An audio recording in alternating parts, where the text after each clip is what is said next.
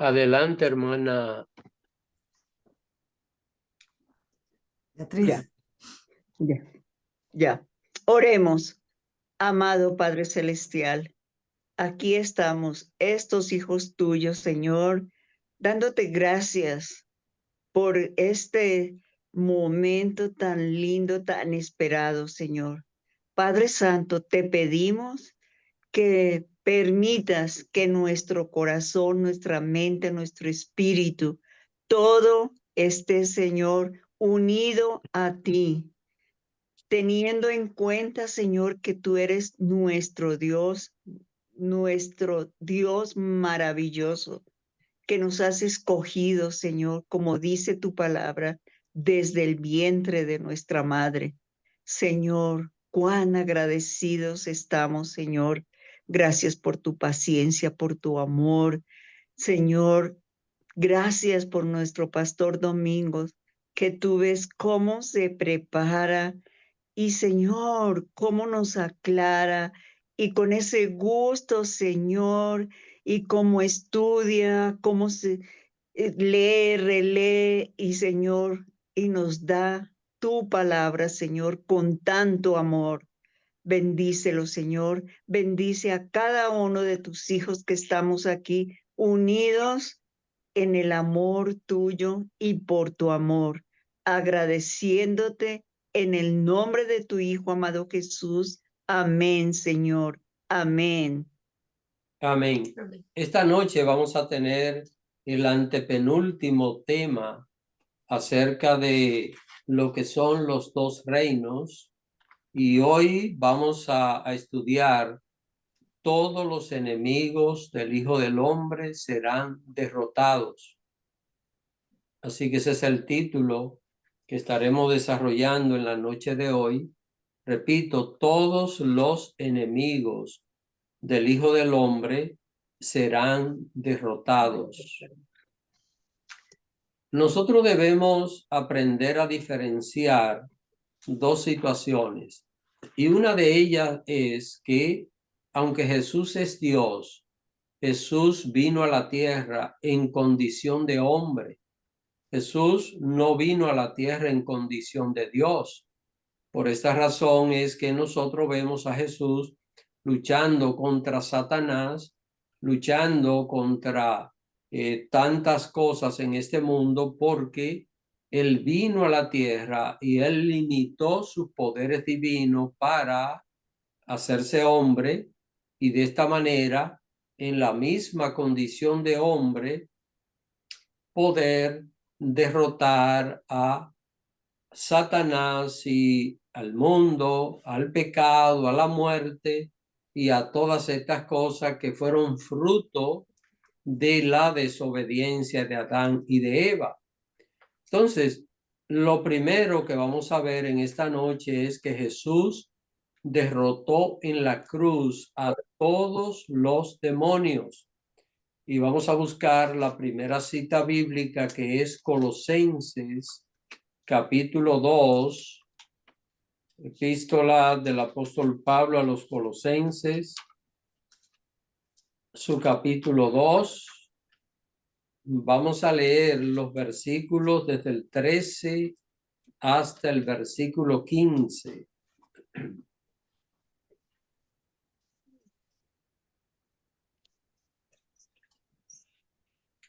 Así que alguien que desee leer, recuerden, abra su micrófono.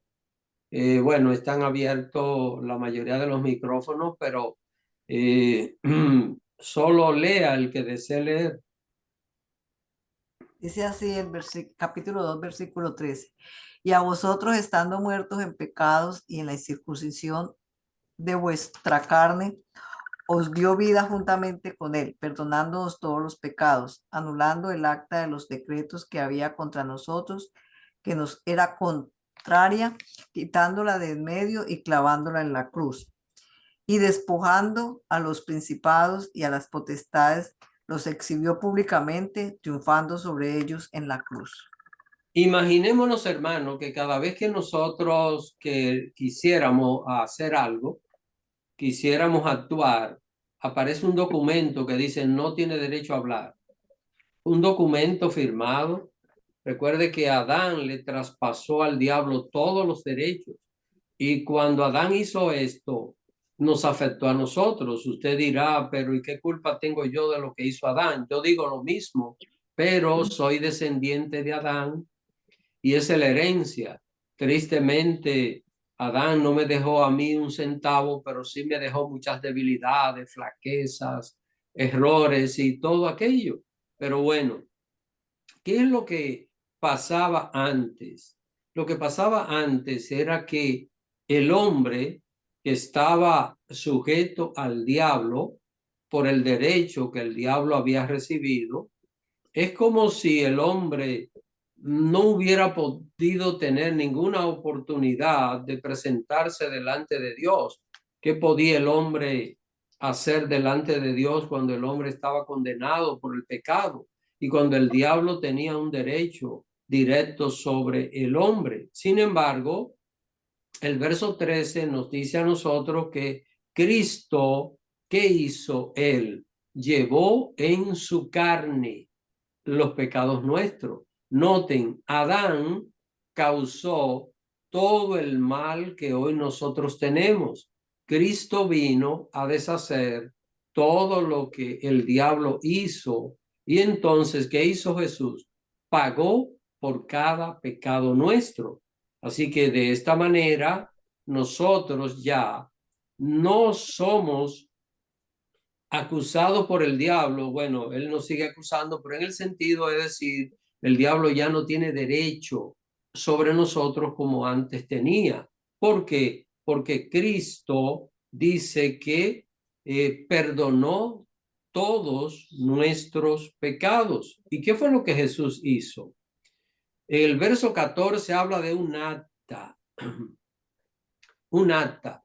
Aquí está lo que yo explicaba. El diablo tenía como un documento. Imagínese que yo iba a hablar delante de Dios y el diablo salía y decía, no, no tiene derecho a hablar, yo tengo el derecho. Y enseñaba el documento. Eso es para que podamos entenderlo. No es que era un documento firmado así de esa manera, es para que nosotros podamos entender este detalle y podamos comprender bien esta enseñanza. Entonces, ¿qué hizo Jesús? Dice que esa acta era contraria a nosotros. Esa acta nos acusaba, nos quitaba todo el derecho delante de Dios. ¿Y qué hizo Jesús? Dice que la anuló. Usted sabe lo que es anular. Es hacer ineficaz algo. Es quitar el poder o la efectividad que tiene una cosa. Así que dice la Biblia que Jesús tomó aquel documento. Imagínense el documento de derecho del diablo sobre el hombre. Cristo lo tomó, se lo quitó al diablo y lo clavó en la cruz. Allí lo exhibió públicamente. ¿Y qué fue lo que Jesús hizo allí en la cruz? Noten que Jesús no le quitó al diablo esa acta de los decretos, engañándolo. No fue que Jesús se le acercó al diablo y le dijo, préstame esta acta, déjame verla. No, dice que Jesús lo despojó. ¿Cómo lo despojó? Cuando triunfó en la cruz. Cuando estuvo allí en la cruz, dice la palabra de Dios en el verso 15 que allí despojó a los principados y a las potestades, a todos esos poderes de las tinieblas, comenzando por el mismo Satanás y luego continuando por todos los millones y millones de demonios que hay. Dice que Cristo los despojó, le quitó el derecho, los exhibió públicamente. Déjeme decirle que aunque Jesús parece estar humillado en la cruz, porque cuando vemos al Cristo crucificado, parece estar humillado, pero lo que pasó fue todo lo contrario. Cristo humilló al diablo. ¿Por qué razón? Porque no había existido un solo ser humano que fuera capaz de vivir sin pecar. Y repito, Jesús, aunque es Dios, vino a la tierra como hombre y como hombre fue tentado, como hombre vivió todas las limitaciones que nosotros vivimos. Es importante recordar que Jesús sentía hambre, Jesús sentía sed, a Jesús le daba sueño, Jesús se cansaba. Todo aquello el Señor lo tenía. ¿Por qué? Porque era humano, se hizo hombre, 100% hombre, 100% Dios. Ahora, en esa condición, parecía imposible que alguien pudiera derrotar al diablo. Sin embargo, ¿qué hizo Jesús? Dice que lo avergonzó, triunfó sobre ellos, los exhibió en público. Toda la creación en los cielos y en la tierra vio, fue expectante de aquel triunfo glorioso de nuestro Señor Jesucristo en la cruz. ¿Qué fue lo que pasó allí? Que Jesús le quitó al diablo sus derechos sobre la raza humana. Debemos recordar que Satanás tenía el derecho de ir ante Dios y presentarse como el representante acusador de la raza humana. Así que el diablo se convirtió en el representante de la raza humana. Esto parece como paradójico y parece como muy difícil de poder entenderlo. Por esto fue lo que pasó. ¿Por qué? Porque Adán le traspasó. Estoy repitiendo esto porque es importante que nosotros, mientras vivamos, todo el que tome este estudio, sepa explicarle a la gente cuando le dicen, pero ¿por qué este mundo se ve que el diablo tiene como más poder que Dios? ¿Por qué hay tanta maldad, tanta guerra, tanta injusticia en este mundo? Es porque Adán le entregó ese derecho al diablo y el diablo ha reinado sobre la tierra. Ahora, Satanás no solo tenía el poder sobre los reinos de la tierra, sino que podía ir ante Dios y como representante acusar al hombre. No iba a defenderlo, acusarlo. Usted sabe que el diablo es diferente a Jesús. Jesús ama al ser humano, el diablo odia al ser humano. Jesús quiere salvar al ser humano, el diablo quiere destruir al ser humano. Jesús defiende al hombre ante Dios. Jesús es nuestro abogado, el diablo es el acusador. Ahora, ¿qué pasó? ¿Qué pasó cuando Cristo murió en la cruz? Le quitó al diablo sus derechos de ser el representante de los hombres ante Dios y Cristo es el que está a la diestra del Padre. Recuerden que Él ascendió a los cielos con un cuerpo humano, un cuerpo glorificado, pero Jesús conserva su cuerpo humano allá en la presencia del Señor. Si nosotros ahora mismo viésemos a Jesús allá en los cielos, vamos a notar que el Señor tiene las cicatrices en las manos, que tiene las cicatrices en el costado, que tiene cicatrices en los pies. Si nosotros, y esto un día lo vamos a ver, hermanos, esta será, y yo diría lo asombroso, una señal. Mire, sería maravilloso nosotros ver aquello. Y yo pienso, no sé si tendré la total razón en este punto, pero pienso que Jesús va a conservar esas cicatrices eternamente y para siempre, hermanos. Que siempre, por generaciones y generaciones, por millones y millones de años, veremos esas cicatrices del Señor que estarán identificando que un día Dios, en su gran amor, se hizo hombre, vino a la tierra, sufrió en la cruz y murió para pagar por el pecado de la humanidad. Así que, ¿qué pasó? El diablo fue derrotado por Jesús allí en la cruz. Ahora, quiero, hermanos, recordarles que si tienen alguna pregunta de lo que voy hablando, usted puede hacerla con toda tranquilidad. Así que Cualquier inquietud, alguna idea que yo exprese, tal vez la digo un poquito rápido, usted puede preguntar y podemos revisar todo y repetir todo lo que sea necesario. Al resucitar, Jesús tomó el control sobre la muerte y el sepulcro. Noten, ya vimos que Jesús derrotó a todos los demonios en la cruz, ¿eh? Así que todos los demonios han sido derrotados por el Señor. No que van a ser, ya fueron derrotados por el Señor Jesús.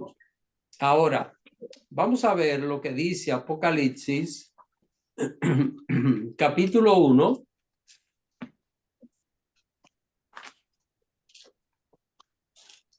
Apocalipsis, capítulo 1, versos 17 y 18.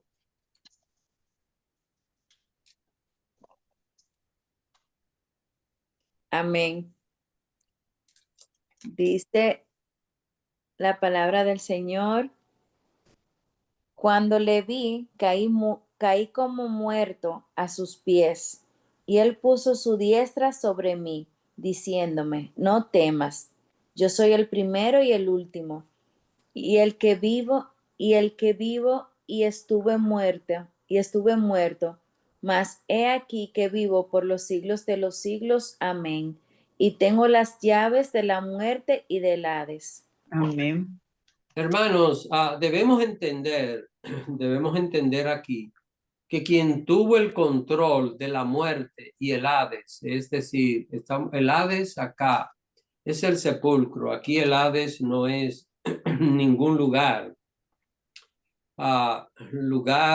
donde están almas, sino que, perdón, estamos hablando acá de Hades como sepulcro. Ahora, Jesús, al resucitar, y es importante que al leer este primer capítulo de Apocalipsis, podemos ver cómo Juan vio a Jesús. Recuerden algo importante, hermanos, para que pongamos esto en perspectiva y podamos definir esto con claridad.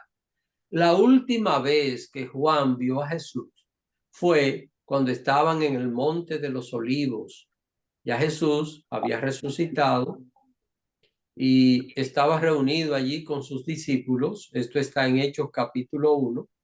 Allí estuvo Juan y todos los que estaban allí vieron cómo el Señor empezó a ascender a los cielos. Una nube dice que lo escondió de su vista y Jesús se fue al cielo. Juan no había vuelto a ver más al Señor hasta esta ocasión que aparece acá en el libro de Apocalipsis. Y digo esto porque no aparece documentado en la Biblia que Juan lo haya visto después de esta ocasión. ¿Qué tiempo habían pasado? Cuando Jesús ascendió a los cielos fue en el año 34 de nuestra era. Así que Jesús asciende a los cielos en el año 34 de nuestra era. Y cuando Juan lo ve para recibir el libro de Apocalipsis, era el año 95. Así que habían pasado 60 o 61 años desde que Juan lo había visto ascender a los cielos. Y noten cómo Juan lo ve al Señor, ¿eh? Si ustedes leen desde el verso 12 de este capítulo 1 de Apocalipsis, van a ver lo que dice acerca del Señor y comienza a detallar la manera gloriosa. Cuando Juan vio esto, porque noten cómo dice el verso 16, tenía en su diestra 7 estrellas, de su boca salió una espada aguda de 2 filos y su rostro era como el sol cuando resplandece en su fuerza. Así no fue que Juan lo vio la última vez, pero ya Jesús había ido a los cielos, había sido glorificado y ahora Juan ve a un Jesús glorificado. ¿Y qué le dice Jesús? Noten que cuando Juan vio aquella escena, dice la Biblia que cayó como muerto, a sus pies. Cualquiera, al ver una presencia tan poderosa, tan extraordinaria, cualquiera se desmaya. Sin embargo, Jesús lo alienta. Jesús le dice, no tema. Juan se llenó de temor. Cualquiera se llenaría de temor. Pero, ¿qué le dice el Señor? Aquí el Señor en el verso 18 le aclara a Juan algo muy importante que todos debemos recordar. Él dice que Él está vivo, pero que estuvo muerto. Realmente Cristo murió en la cruz. Aquello no fue un drama. Murió en la cruz. ¿Y qué dice? Que vive por los siglos de los siglos, eternamente y para siempre. Y le concluye a Juan, no solo diciéndole que había estado muerto y que vive, sino que tenía las llaves, el control. Aquí llaves no son unas piezas metálicas para abrir un candado o una cerradura. Las llaves aquí son el control, el poder sobre la muerte y el Hades. Así que, ¿quién tiene control de la muerte y del sepulcro o de la condición de los muertos? Es el Señor Jesús. Lo que quiere decir que ya nosotros vemos cómo el Señor Jesús tiene control sobre la muerte y sobre el sepulcro. Ahora, usted dirá, pero Dios tiene control sobre esto. Sí, pero recuerden que Jesús no vino a la tierra como Dios, vino como hombre. Siempre que analicemos estas cosas, no debemos ver que a un Dios que está limitado, sino vemos a un Cristo que está limitado porque se hizo hombre. Esto es algo que siempre debe estar pendiente en nosotros, y de esta manera no tendremos ninguna confusión en entender que Jesucristo es Dios hecho hombre, hecho carne, como nos dice la palabra del Señor. ¿Alguna pregunta, hermanos? ¿Tienen alguna pregunta? No. Bueno, pues Muy claro. vamos a ver lo que pasa. Vamos a ver lo que pasa. Y al Jesús venir a la tierra y al Jesús humillarse de la manera que él se humilló. Y vamos a buscar a Filipenses capítulo 5. Esta cita yo la voy a leer porque voy a detenerme en algunos puntos según vamos leyendo. Así que Filipenses capítulo 2, versículo 5 hasta el 11. Filipenses, repito, capítulo 2, versículo 5 hasta el 11. Noten, mis hermanos, que al iniciar este capítulo 2 tiene un título, Reina Valera, dice humillación y exaltación de Cristo. Ahora, en el verso 5 nos dice la palabra del Señor: haya pues en vosotros este sentir que hubo también en Cristo Jesús, el cual, siendo en forma de Dios, ¿están viendo? Siendo en forma de Dios, en otras palabras, siendo Dios mismo, dice, no estimó ser igual a Dios. Al leer esto, cualquiera dice, pero ¿cómo? Esto como que está confuso. Recuerden que Dios es tres personas, un solo Dios. Nosotros no adoramos tres dioses, adoramos un Dios en tres personas: Dios el Padre, Dios el Hijo, que es Jesús, y Dios el Espíritu Santo. Un solo Dios, no tres dioses. Usted no lo puede entender mecánicamente, usted no lo puede entender humanamente. Recuerde que Dios no es humano, ni es material. Esto es una verdad, esto es así, y sencillamente pues hay que entenderlo así. No hay que buscarle ningún tipo de explicación a esto. Un Dios en tres personas diferentes. Ese es el Dios que nosotros adoramos. Ahora, noten, sigo leyendo el verso 6, el cual siendo en forma de Dios, igual que el Padre, igual que el Espíritu Santo, dice, no estimó el ser igual a Dios como cosa que aferrarse. Pensemos por un momento que nosotros renunciáramos a nuestra condición humana para convertirnos en otra cosa. Pensemos, vamos a poner un ejemplo. Pensemos que nosotros podemos decir, bueno, voy a renunciar a mi condición humana para convertirme en una planta y de ahora en adelante yo voy a ser una planta porque yo tengo un plan con las plantas. ¿Ven? Esto es lo que hace Jesús. Entonces, si ven, vamos a seguir con el ejemplo de la planta.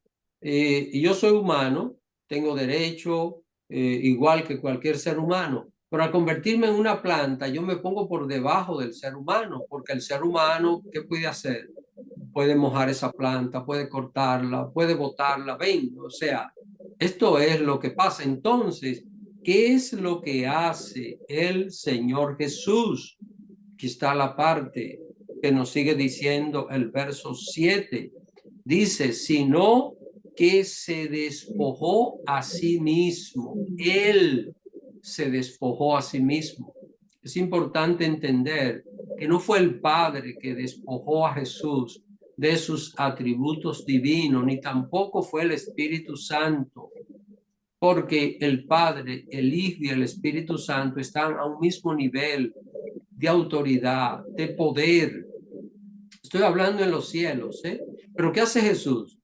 Jesús se subordinó al Padre y al Espíritu Santo.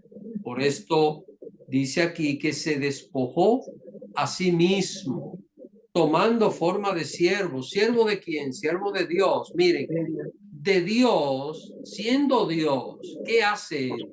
Él se despoja de todas sus prerrogativas divinas, de la omnipotencia, de la omnipresencia, de la omnisciencia, se despoja también de todos esos atributos divinos para convertirse en siervo. ¿Siervo de quién? Siervo de Dios. Dice, hecho, sigue diciendo el verso 7, hecho semejante a los hombres. Así que Jesús se hace semejante a los hombres. En otras palabras, un hombre común y corriente parecía a él. La gente lo veía andar por las calles y no podía decir, ah, mira, tiene una aureola en su cabeza como nosotros pintamos a los santos, está rodeado con halos de luz alrededor de él. Nada de esto, hermano. Jesús se confundía entre las personas. Jesús, entre un grupo de personas, parecía igual a los demás. Eso es lo que está diciendo aquí esta última parte del verso 7. Dice, hecho semejantes a los hombres. Ahora, dice el 8, y estando en la condición de hombre, se humilló a sí mismo, haciéndose obediente hasta la muerte y muerte de cruz. ¿Por qué será que Pablo aquí resalta ese detalle? Haciéndose obediente hasta la muerte y muerte de cruz. Porque, hermanos, era indignante que Jesús muriera, porque sabemos bien que él no pecó. Él no murió por su pecado. Por eso él no fue que lo atraparon, él se entregó. No fue que a Jesús lo tomaron prisionero, alguien dijo, bueno, ya, y lo aprisionamos. No, él se entregó. Él no podía morir porque nunca había pecado. Sin embargo, ¿qué dice él? ¿Qué dice aquí el apóstol Pablo? Que se hizo obediente hasta la muerte y muerte de cruz. Ahora, ¿qué pasaba con la muerte de cruz? Es que en la cruz solo morían los peores criminales. La cruz no solo era un martirio, era la peor humillación que una persona podía recibir en ese tiempo. Era tan estigmatizado la muerte en la cruz que la mayoría de las personas que mataban, los romanos eran los que crucificaban, la mayoría de las personas que eran crucificadas por los romanos, la familia ni siquiera procuraba el cuerpo, lo tiraban en un basurero. Para que ustedes puedan tener una idea de la magnitud de la humillación que era morir en la cruz. Y Jesús permitió que lo crucificaran, ¿eh? Él pudo haberlo evitado, pero permitió. Cuánta humillación. Estamos hablando de Dios, Dios que vino a la tierra y se hizo hombre. Ahora, aquí estamos viendo la parte interesante y es que sigue diciendo el verso 9, por lo cual Dios, el Padre, le exaltó hasta lo sumo. Aquí está la parte. Jesús bajó a la peor humillación que se podía vivir, pero por su obra, el Padre le exaltó hasta lo sumo. Lo sumo es lo más alto que puede haber. No hay nada por encima de este calificativo. Y le dio un nombre Sobre que todo es nombre. todo nombre. Dice, para que en el nombre de Jesús se doble toda rodilla de lo que están en los cielos y en la tierra y debajo de la tierra. Y toda lengua confiese que Jesucristo es el Señor para gloria de Dios Padre. Así que, hermanos, ese nombre que Jesús tiene, ese nombre que Jesús recibió y después de resucitar, dice la palabra que es sobre todo nombre, ¿eh? No hay un poder en ninguna parte superior al poder que tiene el nombre de Jesús. Perdón, por eso, mis hermanos, en el nombre de Jesús, nosotros tenemos poder, ¿eh? A través de Cristo, nosotros tenemos ese poder, porque ese poder representa lo más grande que existe en cualquier lugar. Ahora, este verso 10 dice que delante del nombre de Jesús se dobla toda rodilla. Miren, en el mundo ha habido y hay gente altaneros, hay gente que dice que no cree en Dios, hay gente que denigra el nombre de Jesús. Todo esto, muy bien, todo ser humano va a tener que doblar sus rodillas delante de Jesús. El que no lo haga en vida, después de muerto, cuando sea resucitado, va a tener que doblar rodillas delante de Jesús. Ahora, miren la diferencia. El que doble rodillas delante de Jesús estando en vida se va a salvar. El que tenga que doblar sus rodillas delante de Jesús después de muerto, cuando sea resucitado, es para ir a la condenación eterna. Porque toda lengua tendrá que confesar. Y cuando llegue ese momento final en que Cristo sea, recuerden que Cristo es el que va a juzgar a los vivos y a los muertos. Él es el que se va a sentar en el tribunal para juzgar a todos. Cuando llegue ese momento donde Cristo condene al lago de fuego a todos los pecadores y los perdidos, todos tendrán que reconocer que Jesucristo es el Señor. Tendrán que doblar rodillas delante de Él. ¿Y cómo lo logra el Señor? Es como hombre, porque Dios, como Dios, no necesita que nadie haga esto, porque Dios es soberano por encima de todas las cosas. Así que, mis queridos hermanos, ¿qué es lo que estamos viendo? Estamos viendo cómo Cristo ha hecho todo esto. Cristo lo tenía todo porque es Dios. Lo creó todo porque es el creador de todas las cosas. Sin embargo, ¿qué hace Jesús? Jesús lo entrega todo. Hay una canción que dice, no te reservaste nada, lo entregaste todo. ¿Y por qué Jesús lo hizo? Porque a usted y a mí Cristo nos amó. Por esto lo hizo por amor, lo hizo para que usted y yo, que estamos atrapados en las manos del diablo, pudiésemos ser liberados.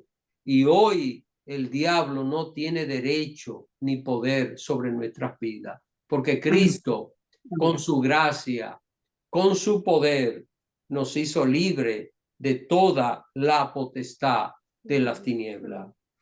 Amén. No sé si tienen alguna pregunta, hermanos, acerca de esto último.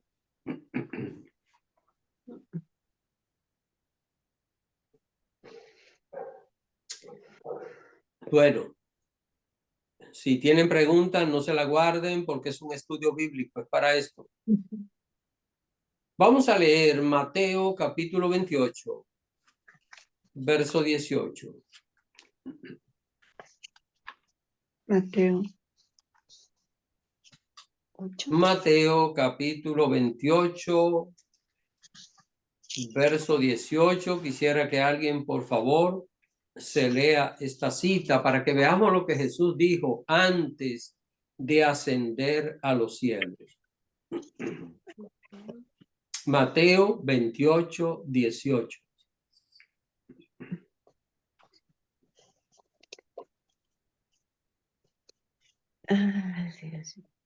Voy a leer Mateo 28, 18, dice, Jesús se acercó y les habló diciendo, toda potestad me es dada en el cielo y en la tierra. Hermanos, nosotros siempre esta cita la unimos a la Gran Comisión y está muy bien porque ese es el propósito. Pero en esta noche yo quiero que nos quedemos solo mirando este verso 18 y lo que dice, porque probablemente nosotros no nos detenemos en este punto. ¿Y qué es lo que Jesús le está diciendo a los discípulos de él?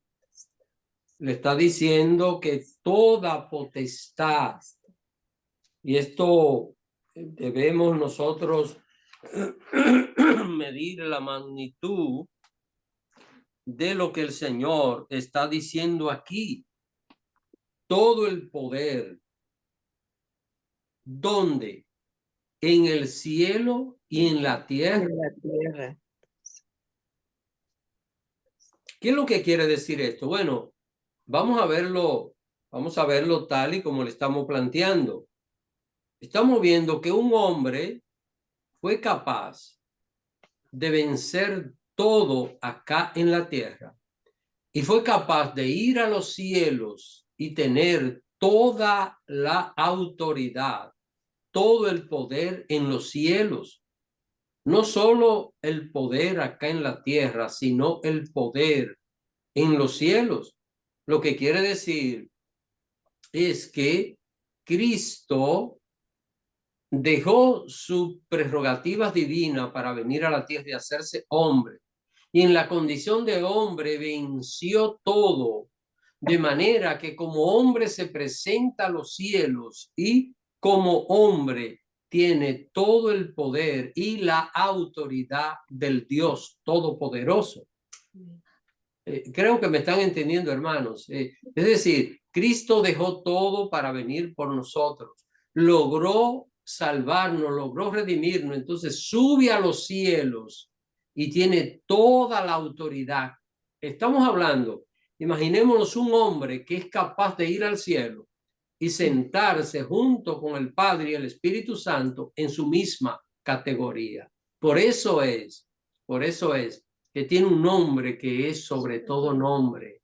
Por eso es que nada en este mundo ni en ningún lugar se puede comparar con el nombre de nuestro Señor Jesucristo. Lo que quiere decir, hermano, cuando nosotros pensamos en esto, es importante que nos enfoquemos en que servimos a un Cristo vivo, que tiene poder, un Cristo que no hay dificultad, que no hay ninguna situación que nos pase a nosotros que Él no pueda resolverla.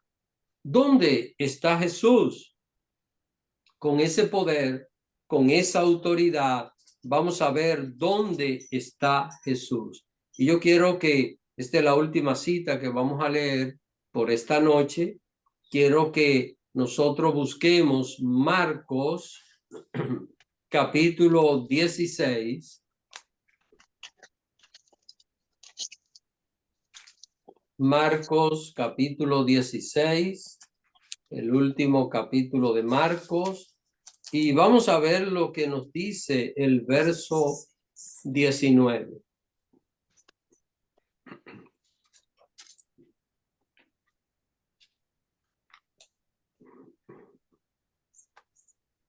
¿Puedo leer, pastor? Adelante. 16, Marcos 16, 19.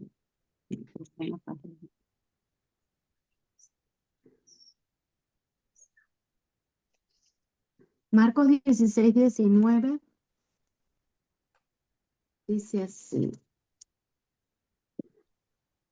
Y el Señor, después que les habló, fue recibido arriba en el cielo y se sentó a la diestra de Dios. La verdad, hermano, que nosotros podemos hacer como una especie de carta de ruta de todo este proceso acerca de lo que ha hecho el Señor Jesús. Yo quiero que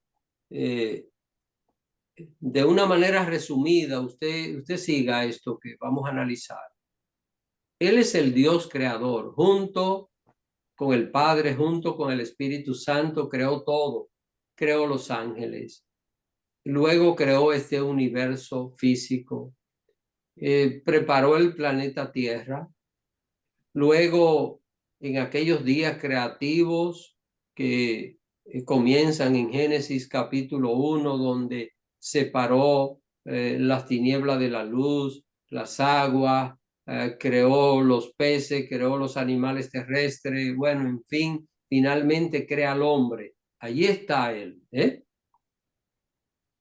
Se mantiene en contacto con el hombre de manera permanente durante más de unos 4000 años como el Dios Todopoderoso. Cuando hablamos del Dios Todopoderoso, estamos hablando del Padre, Hijo y Espíritu Santo.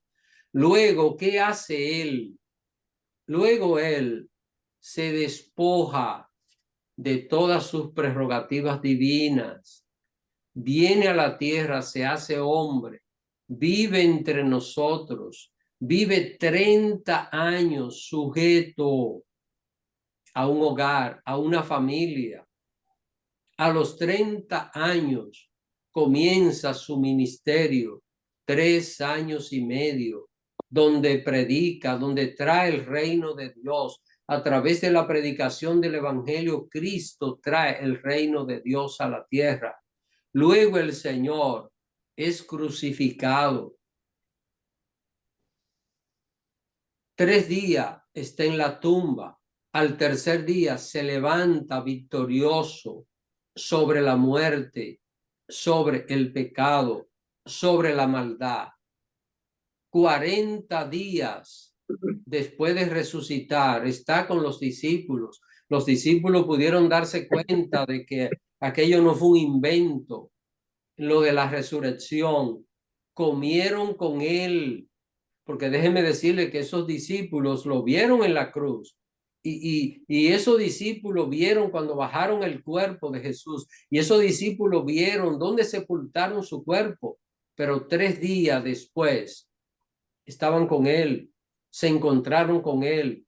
40 días estuvo el Señor Jesús apareciéndosele día tras día, dándole las últimas enseñanzas, hasta que aquel día en el monte de los olivos, dice la palabra de Dios que ascendió a los cielos. Y esto es lo que acabamos de leer, donde la hermana Betsy leyó Marcos capítulo 16, verso 19. Jesús le estaba a ellos la última palabra a los discípulos. ¿Y qué pasó? Dice que fue recibido arriba en el cielo. ¿Y dónde se sentó? A la diestra del Padre.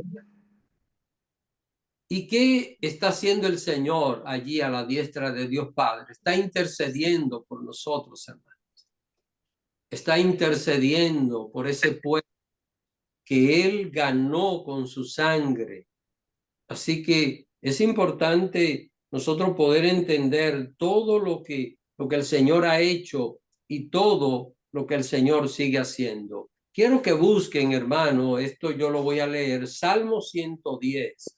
Para que veamos, y ya con esto concluyo, si tienen alguna pregunta, pues, acerca de esto.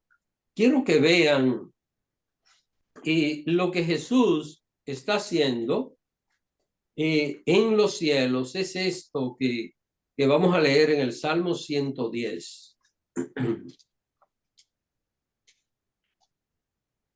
Recuerden que acabamos de leer en Marcos capítulo 16, verso 19, que Jesús, después que ascendió a los cielos, se sentó a la diestra del Padre. Vamos a ver lo que dice ese Salmo 110. Dice, Jehová dijo a mi Señor.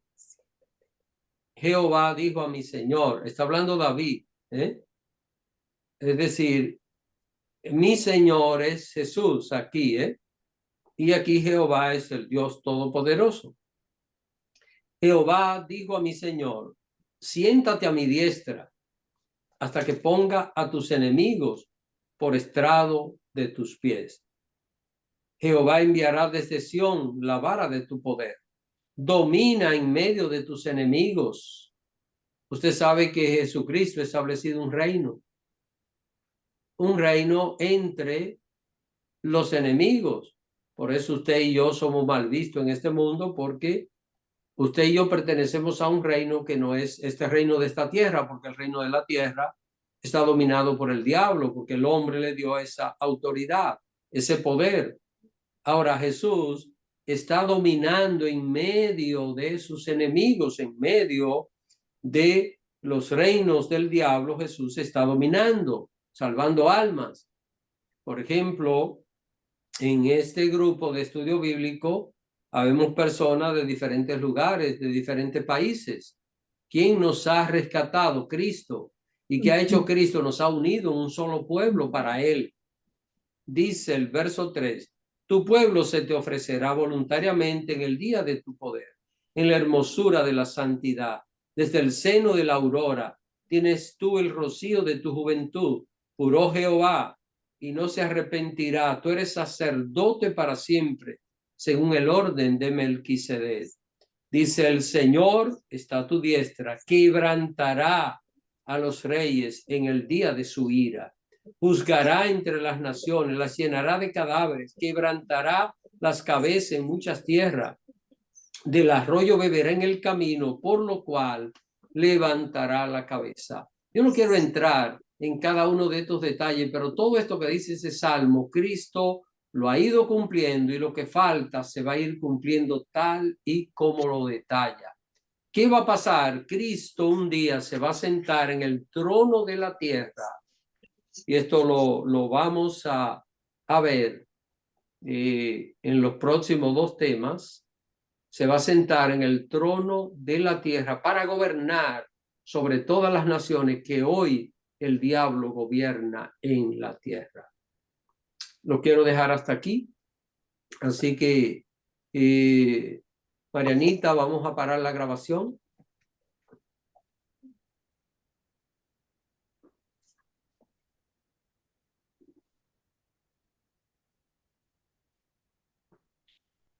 Ok, Marianita, si me escucha, vamos a parar la grabación.